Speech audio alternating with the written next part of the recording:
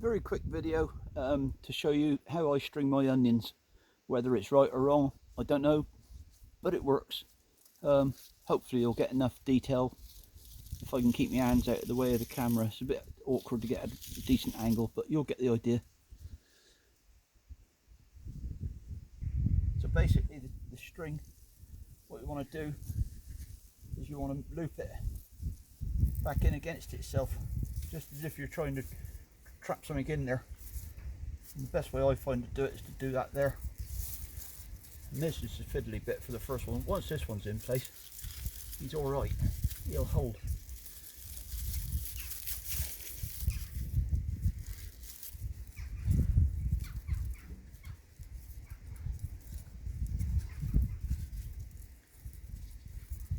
And there you have, that's the first one. Leave that on for a minute until you know that we've got some weight on there to keep it in place. And if need be, you can actually just wind it around a couple of times if you can get it to stay still long enough. Bring it back through the string again.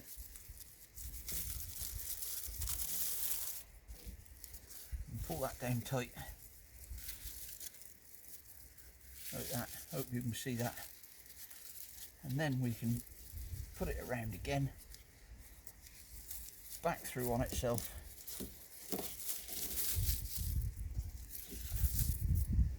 And that's the base. That's the most important one.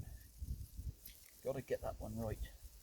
So I'm going to leave that in place just for a minute while we get the second one in place. Right, so obviously you start with the biggest onion you've got at the bottom and then work up through, getting smaller as you go towards the top. This one's quite easy, through the loop. Get it positioned so you're happy with where it's going to sit on the other one.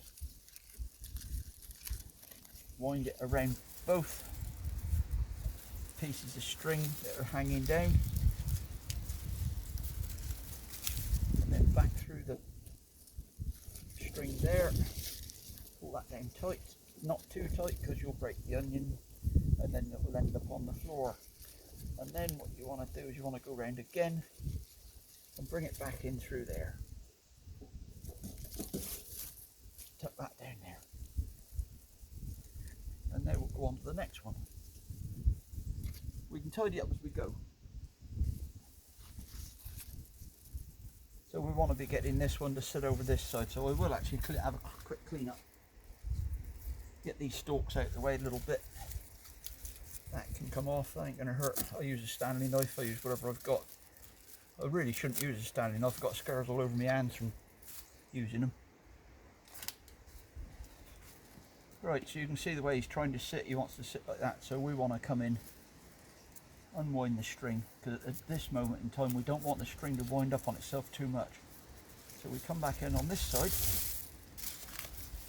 put that one in position there, so he sits nicely.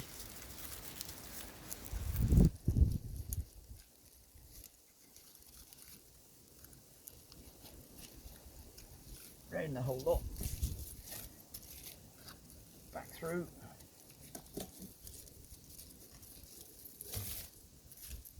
back round again, back through there,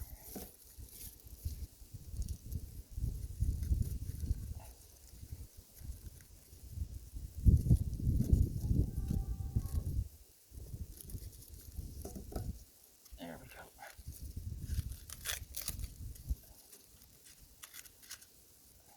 Trim that off.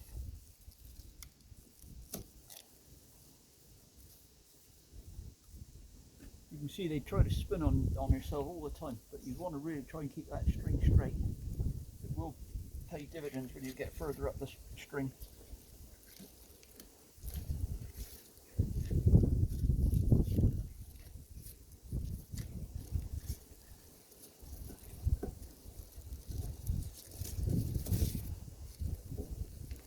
These are still a bit soft in the neck for this, to be honest.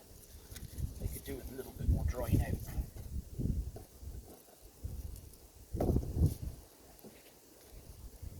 That'll give you a good idea of what we do. It looks cumbersome, but as you get up through the smaller ones, it all tidies itself up as it goes. And there we go. Just keep going till you get to the top, or as many as you want to put on the string.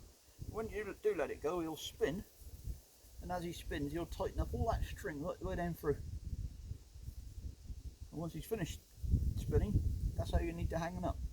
Put them somewhere nice and dry, preferably not a shed. Personally, I think that's when you get problems. You get damp overnight, and the shed sweats a little bit.